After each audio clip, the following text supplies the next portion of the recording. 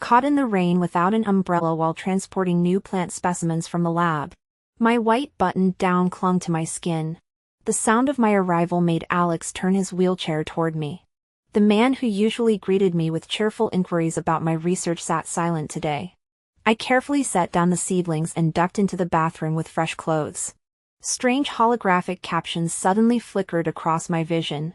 Damn this flirty beta. Bet the alpha doesn't know his partner can see these comments. Wet white shirt alert. This alpha's in for a good time tonight. Bet he's grinning like an idiot under that calm face. Ugh, why's the beta gotta be so dense? Give us mutual pining already. Must be a glitch in my neural implant. Emerging dressed. I found Alex waiting near the bathroom with a towel. His rolled-up black sleeves revealed toned forearms. The top buttons carelessly undone to expose a glimpse of golden skin that rose and fell with each breath. I averted my gaze, stepping closer to study his face. Those phoenix-shaped eyes with their absurdly long lashes still stared blankly into nothingness. My chest tightened. 3 years since the accident. And his vision showed no improvement. Yet today he wore a faint smile that softened his usual guarded expression. We'd maintained this careful distance since our arranged marriage, more like polite roommates than spouses. The decorated war hero turned into someone who apologized for existing. Who'd rather bleed out than inconvenience me? I sank onto the couch beside his wheelchair without realizing how long I'd been staring. May I dry your hair? His questions startled me. Rivulets from my damp hair were darkening the cushion. Sorry. I heard you didn't use the dryer. Let me help. Alex's voice carried that guilty edge again. The proud alpha reduced to a hesitant golden retriever. You might be here all night. It's soaked through.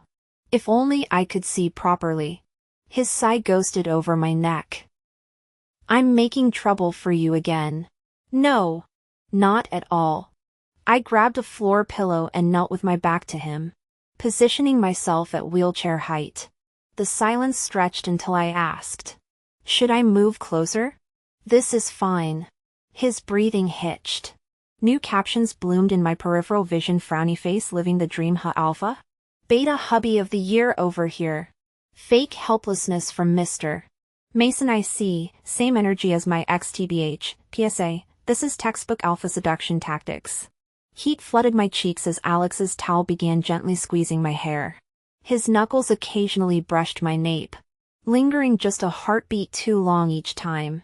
Is the alpha mentioned referring to Alex? But he doesn't seem like himself at all. He's always unreadable and effortlessly composed, even that time when I accidentally encountered his rut. He simply asked me to inject suppressants. I think he must dislike me. Only settling for this Federation-arranged marriage out of severe injury. Someone like him would probably prefer an omega.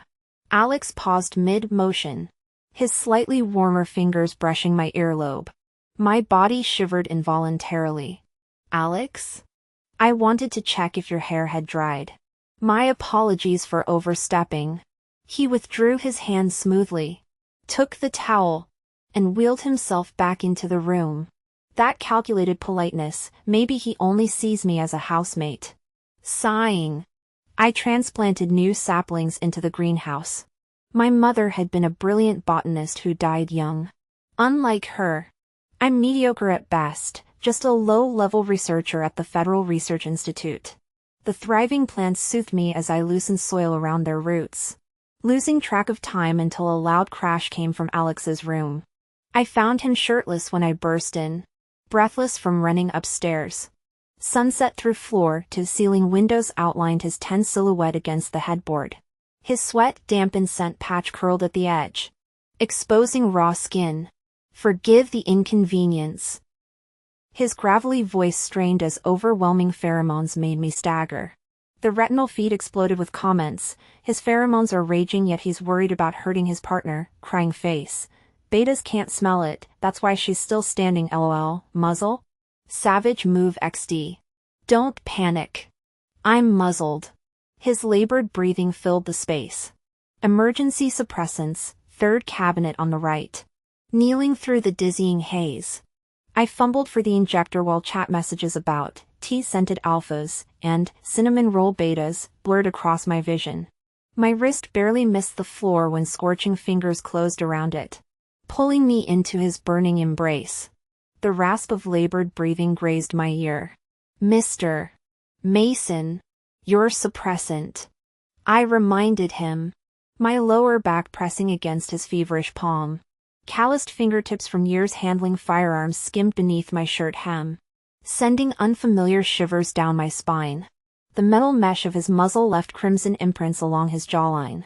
As I fumbled with the suppressant packaging, Alex's palm remained glued to my throat, heat seeping through skin into bloodstream. My grip trembled slightly on the injector, yet muscle memory guided the needle into his veined forearm with practiced precision. "My apologies." His blood-tinged breath warmed my earlobe. "Right on schedule post-injection release." Muttered regrets. Then self-imposed isolation.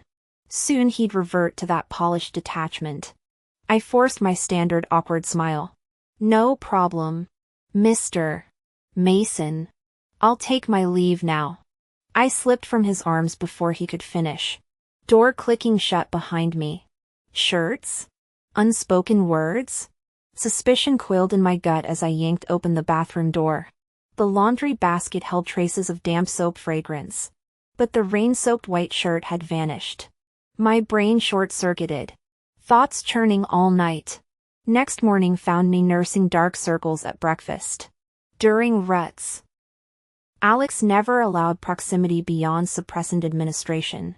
After agonizing hesitation, I boarded the shuttle to Federal Research Institute. Work waits for no man. Dan intercepted me at the entrance, golden waves cascading unbound. "Evan, you really should file for federal council dissolution. No sense shackling yourself forever." He shoved divorce papers into my arms before striding toward labs. I tucked away the documents, spotting Sophie's approach. "Let me guess, lost another bet with Sophie yesterday? Dare option?" The accelerated click of loafers confirmed my theory. "Dan? Lab protocols require tied hair. Brat." He tossed over his shoulder, hastily securing his mane. "Studying the paperwork." I sighed. "Evan, maybe it's time."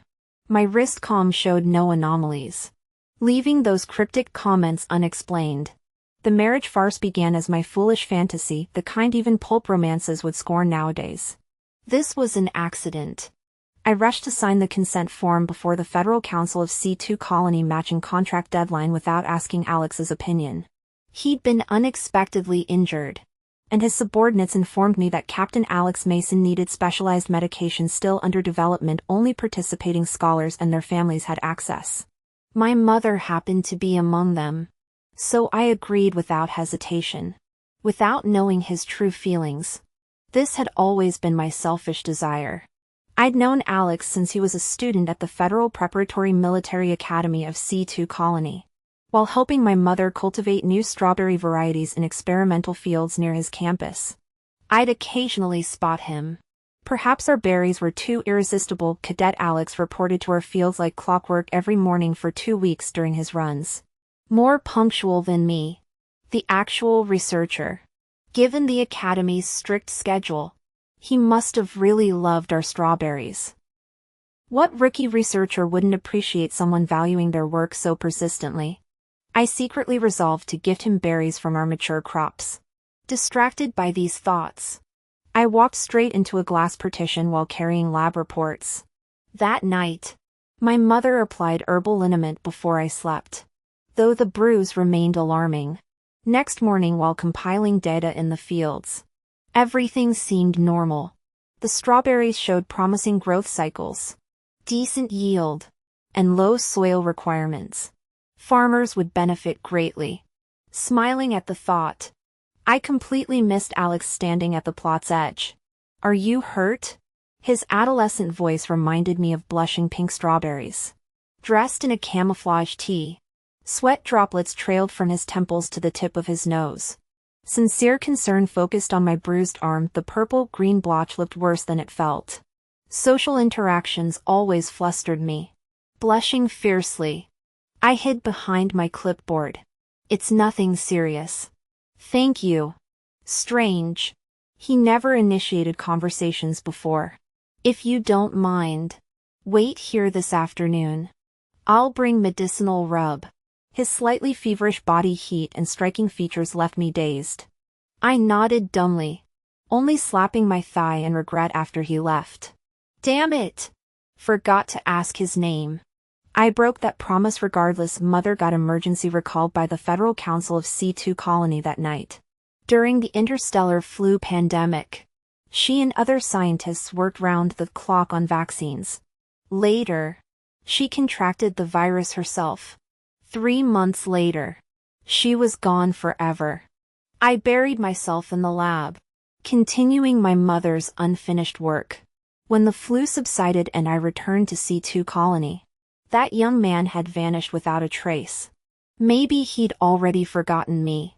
Staring at the agreement Dan had shoved at me, my thoughts tangled like crossed spears. If Alex recovered and wanted out of our paper marriage, I'd let him go. The suffocating uncertainty tightened my chest as those strange floating texts flashed through my mind again. Everything felt like swirling chaos. I tossed the document onto the balcony table and fled to the shower, letting steam loosen the knots in my shoulders. If only I knew how Alex really felt. I murmured into the mist, half considering whether to trust those phantom messages. What? I threw on clothes and rushed outside to find Alex scrutinizing the document, veins bulging on his clenched fists. At least his vision had clearly returned. Alex.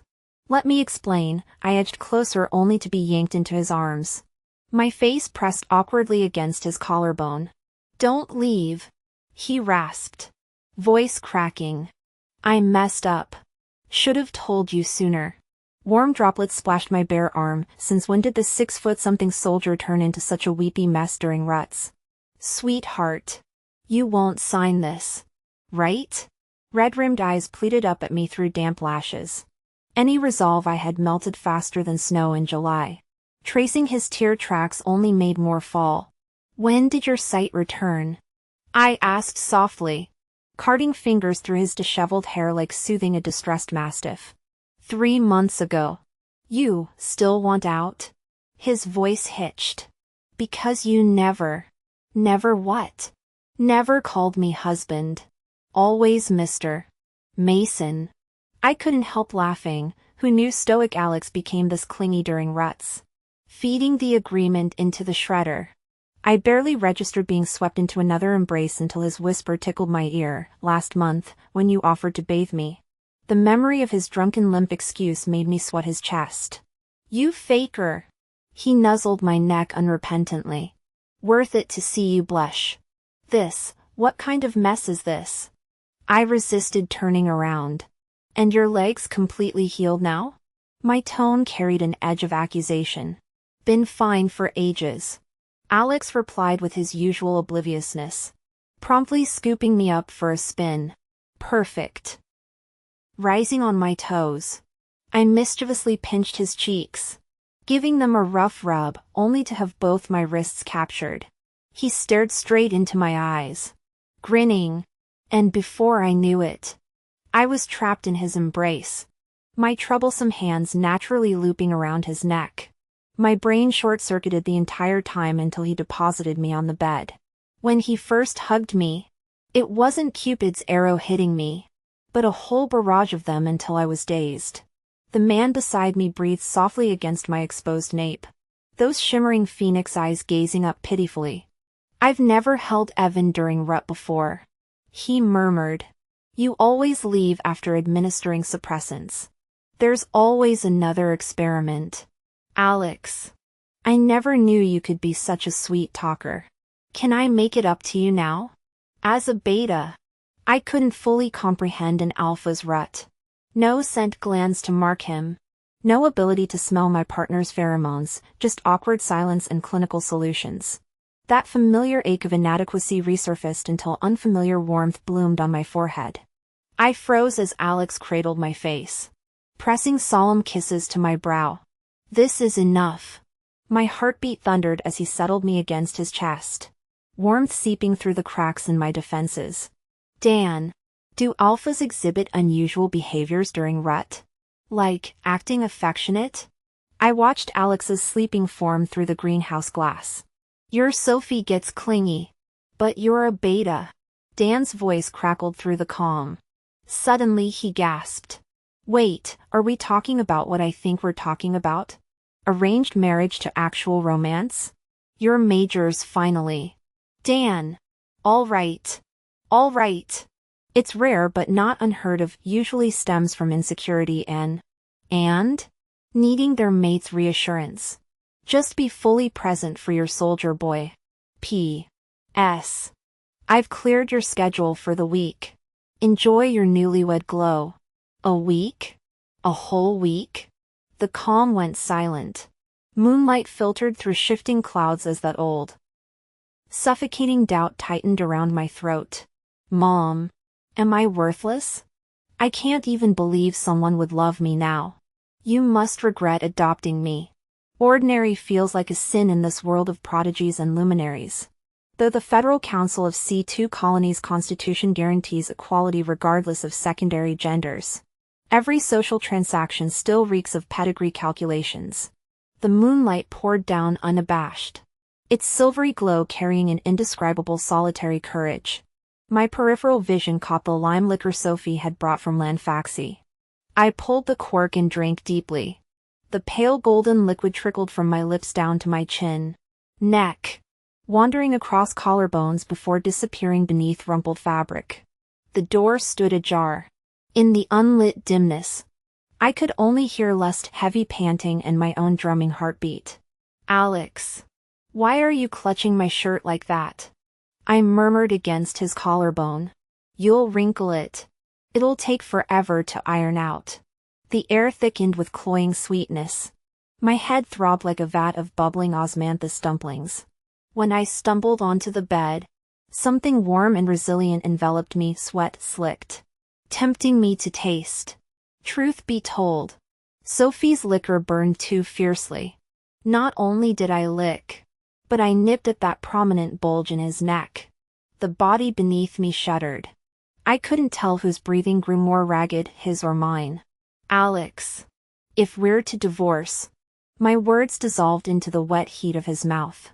He pried my lips open, swallowing my unspoken syllables whole. Don't leave. His tongue mapped the roof of my mouth. Please. After the endless kiss, I gasped for air only to have Alex reclaim my lips. Liquor and something indefinable coursed through me, toes curling as fractured whimpers escaped my throat. When he finally released my mouth, tears blurred my vision.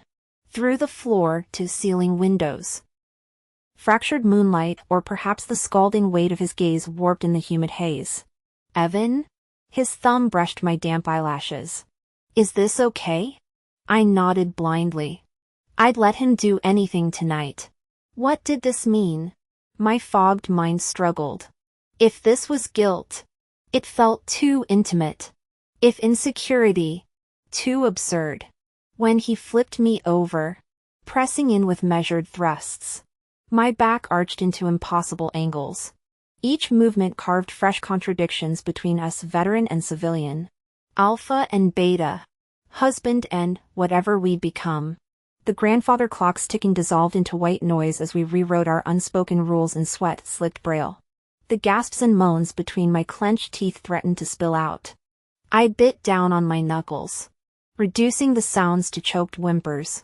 Sharp fangs nuzzled my nape as scorching breath licked my earlobe, filling me with primal dread of being devoured whole. Tremors racked my body as I panted against Evan's chest, his damp kisses trailing down my neck to the collarbone, tender yet inexorable. Ev, hold me tighter. Don't leave me. That infuriating alpha knew exactly how to alternate between coaxing and tormenting.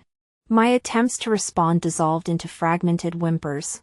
The tumultuous night left me disoriented. By dawn, the empty wheelchair by floor-to-ceiling windows mocked me like some surreal dream. Breakfast. Evan? Alex stood framed in the doorway, absurdly domestic in his flour-dusted apron. His tousled bangs shadowed eyes that somehow still held last night's vulnerability. I nearly choked on my soy milk at the table, muscles twinging from overexertion. Easy there. Alex's palm burned through my shirt as he rubbed circles on my back. Before I realized, I'd curled into his lap, our breaths tangling. His arm remained firmly locked around my waist even after my breathing steadied. Ev. He nuzzled my ear with sudden urgency. Aren't you going to ask anything? As I stared at the last comment.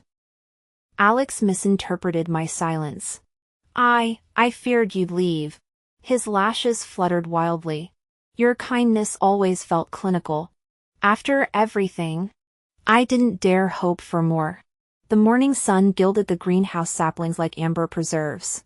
Memories surfaced of our wedding night, him sitting motionless in that wheelchair as I tucked him in.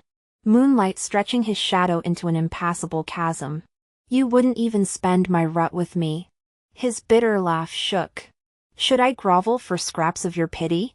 Before he finished, I found myself kissing his tear-damp eyelid, a reckless echo of last night's comforts. Flushing crimson, I scrambled up. I see. Mr. Mason. The lab needs. Saturday. He chuckled, effortlessly pulling me back. Those phoenix eyes glimmered with faux innocence. The charade became unbearable. Alex. I love you. I'm sorry. Our simultaneous confessions hung suspended. Mirrored shock widening both pairs of eyes. Perhaps the alcohol from Sophie's drinks was too strong. Or maybe my own guilt magnified everything. My voice came out embarrassingly loud. I couldn't bring myself to look up. My pounding heartbeat throbbing painfully in my skull.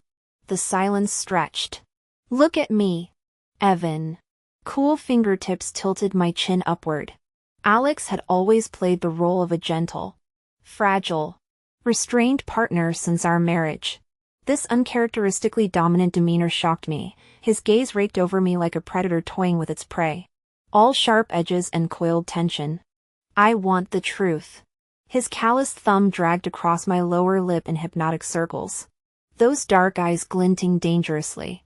Stubbornness burned through my veins. I love you. That's.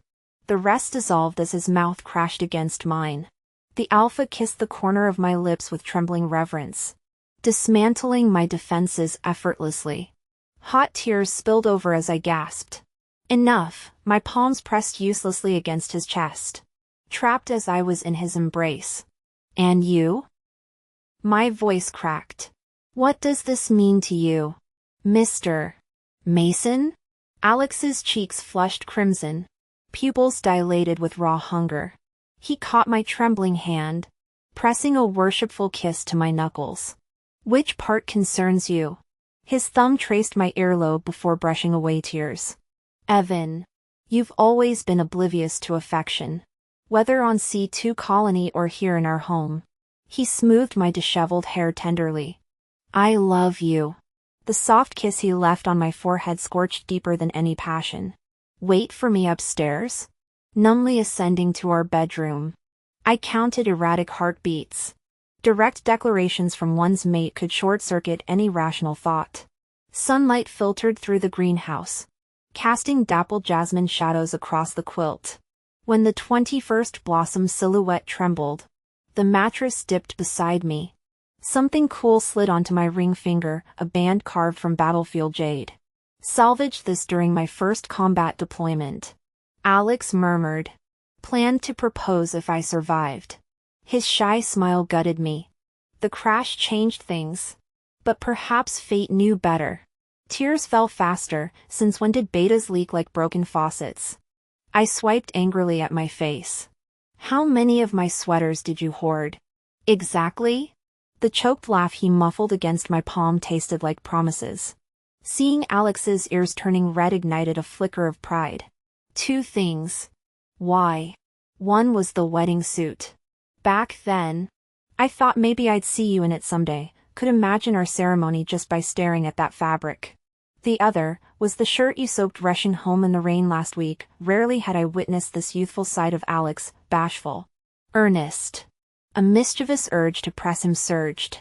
And then? Then, I wanted Evan. Desperately. To find every excuse to be near you. To kiss you. Hold you, I clapped my hand over those dangerous lips. Cheeks burning. Stop talking. That summer spun wild and wondrous. Both of us flushed crimson for each other. Who first laughed? Who first kissed? Who first let desire crackle between glances? Who first teased until breaths tangled? Passion crashed over us like monsoon rains. Thunderous and all-consuming. My lover and I embraced the world as one. The lab research hit a breakthrough, keeping me swamped through dizzying overtime near cardiac arrest territory. Since rings hinder experiments, I threaded mine onto a chain, letting the cool jade rest against my sternum. Fingering its smooth curve during rare breaks made me grin like an idiot. "Aw. Little Ev's got a love token," Dan Singh songed. I glared. "Don't sulk. Brought you treasure." He flourished an ornate envelope. "From your better half. You kids and your dramatics." He shot a pointed look at Sophie monitoring petri dishes, sighing clueless before trotting after her like a puppy. The letter stayed tucked against my ribs until post-Federal Council of C2 colony submission exhaustion. A month since home. 3 pages crammed with ink. The final "I love you" punched my gut, a love letter. Project done. Heart racing. Mech. Shuttle. Door. Coat shed halfway. Arms encircled me before I turned. Alex. Swept upstairs. Door kicked shut. Darkness. Clothes pooling. His fingers traced the crinkled stationery over my heartbeat as I melted. Brushing against sleek satin. I flicked the bedside lamp on. Amber light gilded Alex's sharp features. Gold dust caught in his lashes. The tuxedo jacket with peaked lapels lay on the hummock at the foot of the bed. The wing collar shirt hung in disarray. The ascot tie pin had mysteriously disappeared, its silk counterpart now tangled around my wrists in the exact wedding attire we'd worn years ago. As I stared in disbelief, Alex methodically removed his double-breasted waistcoat, undid his obsidian cufflinks, then leaned down to retrieve the ring dangling from my neck. His luminous eyes brimmed with tears that splashed hot against my sternum. "I thought you weren't coming back, sweetheart," he murmured with deceptive fragility, even as his fingers deftly tightened the silk noose around my wrists. The bastard even had the audacity to knead my earlobe with calloused thumbs while looking like a kicked puppy. "My fault," I whispered hoarsely, tracing the tear tracks on his face. My surrender came easier than expected as I melted into his embrace. Night shadows blending with our tangled limbs. The silence amplified his racing heartbeat against my cheek. Maybe soothing his separation anxiety wouldn't be so. My thought fragmented as teeth grazed my jugular. The sudden heat of his breath triggered memories of last month's indiscretion. "Mr. Mason," I managed between shallow breaths. "Is this your rut cycle?" His only response was crushing me tighter against sweat-slicked muscles. "Should I?" My question dissolved into scarlet embarrassment. Evan tasted like stolen oxygen when his mouth found mine. "I'm done with suppressants," he growled against my lips, wedding ring clicking between teeth as fabric tore. The bastard had my shirt unbuttoned before I could process the declaration. Moonlight painted obscene shadows across our writhing forms. The ruined ascot clung to damp skin like some ravenous serpent, its rustling drowned by broken gasps. Every nerve screamed warnings about this dangerous precipice. Yet I let him push us over the edge anyway. Hours later, or maybe minutes, I surfaced from the haze to find restraints gone. "Finished?" I croaked, throat raw. Alex's laughter vibrated against my spine. "Warm-up's done." His hands resumed their merciless exploration, proving the claim. When consciousness finally returned, I found him studying my face with that infuriatingly content expression, our wedding band still trapped between his teeth. Epilogue: I'm Alex. Once, amidst carnage and ruin, I dreamed this moment into existence. The moment the photon bullet pierced the mech cockpit, the last image burned into my retinas wasn't the swarm of alien insects, but the morning mist over C2 colony's experimental fields. Acres of strawberry plants stretched lush and green, Alex was crouched in the irrigation ditch, logging data. That plot was supposed to remain a radioactive grave where my family's bones turned to ash. I'd wondered what kind of lunatic would bury himself in this backwater colony, obsessively nurturing life from poisoned soil. 3 months. 2 months and 28 days. To be precise. I watched those strawberry seedlings push through cracked earth, unfurl waxy leaves, blush with ripening fruit. The memory of Alex's dimpled smile when the first blossoms opened still stings. How could anyone radiate such guileless joy? I ached to close the distance between his sunlit world and my shadows. During our final encounter before deployment, angry bruises mottled his forearms. I lingered half an hour in the hydroponics bay before muttering, "You should get that checked." The war swallowed us whole after that. When federal hospital antiseptics clawed at my nostrils weeks later, they told me about the marriage license. Even as Evan fastened platinum cufflinks to my wedding attire, I clung to the fantasy that this was some morphine-induced hallucination. The encroaching darkness proved otherwise. Blindness became my perverse comfort. "Mr. Mason, your towel." Evan arranged the folded terrycloth precisely 6 inches from my knee, fingertips never grazing the wheelchair's chrome frame. I stared through him. These clouded irises were Federal Research Institute's crowning achievement. True, the photon round had shredded my optic nerves, but the neural grafts took months ago. I'm simply greedy. Greedy for the hitch in his breath when drying my hair, for the stolen moments he thinks I can't see, the way his gaze lingers on my jawline. Like now, as he kneels beside my chair, collar damp from watering the jasmine cuttings. His presence permeates the sweet, sun-baked blossoms on the sill, clay-caked gloves in the laundry hamper, the sharp tang of lab-grade sanitizer cutting through his cedarwood soap. "Would you like tea?" He stands abruptly, ears flushing crimson, probably fixated on that scar across my throat again. "Thank you." My fingers brush his knuckles, taking the cup. Oblivious. He turns to rearrange potted orchids. Work shirt stretching across lean shoulders. A deliberate cough sends him rushing over, palm warm through my dress shirt. Fever? His frown brings him nose to collarbone. I seize his wrist, feeling the rabbit quick pulse beneath thin skin. He freezes, lashes trembling like trapped dragonflies. My apologies. The lie tastes bitter as I release him. If he knew, these eyes track every flustered retreat to the bathroom, every furtive glance. 2 shirts haunt my closet's 3rd drawer. The first, our wedding tuxedo.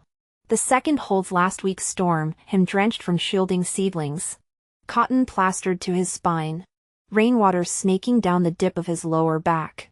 I'd gripped my armrests until the metal groaned. Smiling vacantly. Need assistance? Now he returns with a hairdryer, studying me with uncharacteristic intensity. That look, sighs creasing his forehead, lips pursed in quiet frustration, means he's piecing together the charade. Still, he permits the ritual. My fingers card through chestnut strands as the dryer hums. Betas don't have pheromones, but desire needs no chemical excuse. How could there be someone so good? The susceptible phase hit harder than anticipated. Evan finished his suppressant injection and curled against my chest, his slightly ragged breaths warming my skin. The muzzle's metal grating dug into my jaw. Yet I welcomed the pain, at least it kept the beast at bay. "Alex, please let go." He tried prying my hand from his waist. I pressed my forehead against the hollow of his shoulder. Eyes shut. The scent of rain mingled with something indefinably his. I bit my tongue until copper flooded my mouth, the sting anchoring what little restraint remained. My apologies. Reluctant fingers uncurled. He left again. The humid night stretched until dawn. When his front door clicked shut, relief washed over me. Compulsion guided my hand to the crumpled white shirt. My pheromones had long overpowered the detergent's faint freshness. How pathetic. Alex. You never know what your lover might bring, divorce papers perhaps. Or whiskey-tinged kisses. I'll admit to dishonesty. When batting tearful eyelashes earns his mercy, pride becomes disposable. His earlobe blushed pomegranate red. Desperate fingers scrambled up my spine. Half-hearted scratches bloomed across skin. I'd gone too far. Evan left drowsy crescent moon indentations on my shoulder. Tonight my beloved came to me. Evan and I finally exchanged wedding bands. During rare days off, I'd nuzzle the downy nape of his neck. Morning light soaked through his cotton sweatshirt, illuminating fingerprint bruises left by my desperation. Alex! He swatted blindly at my forehead. The rose trellises won't build themselves. Rain chose that moment to fall. Evan crouched over newly grafted roses. Stormwater trickling from hairline to collarbone. Memory flooded me, him crashing into my arms during midnight suppressant deliveries. The averted profile as he toweled me dry in steamy bathrooms. Phantom fingertips tracing my brow while pretending I slept. Laughing, I hoisted him over my shoulder. Shouldn't you be using me right now, Evan? Alex is quite serviceable. No? I carried him toward the balcony. His prized roses demanded attention first. My reward came later. Against floor to ceiling windows. We kissed until condensation rivulets mapped our interlaced fingers. Certain stories need no narration.